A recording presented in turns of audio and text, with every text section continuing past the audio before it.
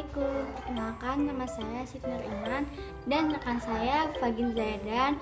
Kami dari kelompok 7 akan mempresentasikan tentang Al-Makki dan Al-Madani. Apa sih Al-Makki dan Al-Madani itu? Yang pertama ada secara etimologi. Apa sih maksudnya?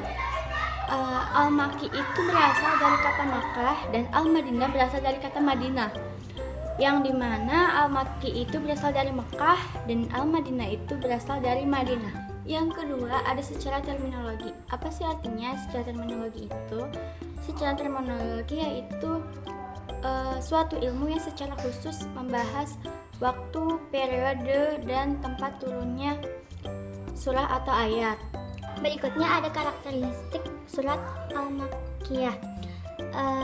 Biasanya dimulai dengan nida, ya ayuhan nas dan sebagainya.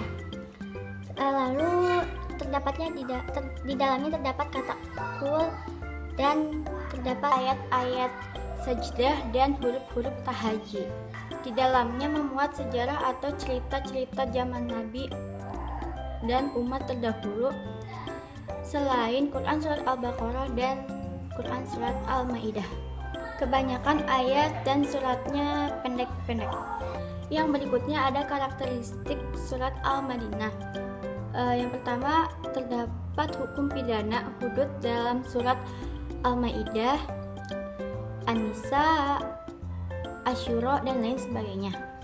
Dan juga berisi hukum muamalah tentang jual beli, sewa menyewa, utang piutang, dan lain sebagainya. Lalu berisi hukum faraid, hukum kemunafakatan, hukum masyarakat, dan masih banyak lagi. Berikutnya ada perbedaan Al-Makki dan Al-Madani. Al-Makki itu berisi tentang penetapan tauhid dan akidah yang benar.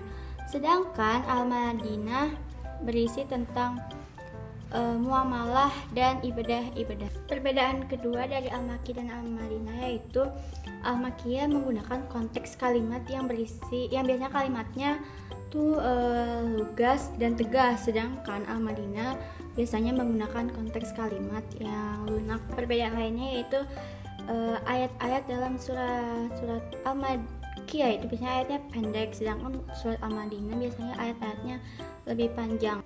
Berikutnya ada 4 teori dalam penentuan surat Al-Makkiyah dan Al-Madinah ini. 1. Teori mulahazah makan an-nuzul atau teori geografis. Menurut teori ini, pengertian Makkiyah adalah ayat atau surat yang turun di Makkah ataupun di sekitarnya, baik waktu turunnya sebelum Nabi SAW melakukan hijrah maupun sesudahnya. Dan pengertian Madaniyah adalah ayat atau surat yang turun di Madinah atau di sekitarnya, baik waktu turunnya sebelum Nabi berhijrah maupun sesudahnya. Yang kedua, teori mulahazah zaman an-nuzul atau teori historis. Menurut teori ini, ayat Makkiyah adalah ayat atau surah yang turun sebelum Nabi SAW berhijrah, sedangkan ayat Madaniyah adalah ayat turun atau surah yang turun sesudah Nabi berhijrah. 3. Teori mulahazah muhtafin fi an-nuzul atau teori subjektif.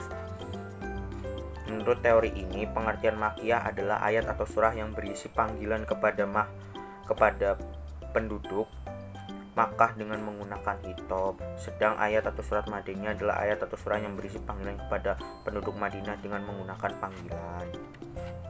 Terus teori mulahazah tadammanat an-nuzul atau teori konten analisis. Teori ini berorientasi pada isi ayat Al-Quran. Menurut teori ini, ayat atau surat Makkiyah adalah ayat atau surat yang memuat cerita umat dan para nabi terdahulu, sedangkan ayat atau surat Madaniyah berisi tentang hudud, faraid, dan sebagainya. Perselisihan ulama mengenai kategori Al-Makki dan Al-Madani. A. Ayat-ayat Makkiyah dalam surat-surat Madaniyah. B. Ayat-ayat Madaniyah dalam surat Makkiyah. C. Ayat yang diturun di Mekah namun hukumnya Madaniyah. D. Ayat yang diturunkan di Madinah tapi hukumnya Makkiyah. E.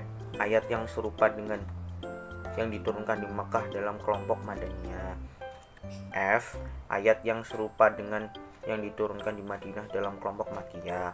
G. Ayat yang dibawa dari Mekah ke Madinah. H. H. Ayat yang dibawa dari Madinah ke Mekah. I. Ayat yang turun di waktu malam dan siang. C. Ayat yang turun pada musim panas dan musim dingin.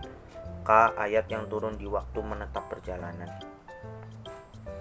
Tujuan dan manfaat mempelajari Al-Makki dan Al-Madani. 1. Tujuan, ajaran dan hukum Islam ditetapkan dan diterapkan secara bertahap. Ajaran hukum Islam ditetapkan dan diterapkan secara elastis sejalan dengan alasan dan tujuan hukum yang melatar belakangnya.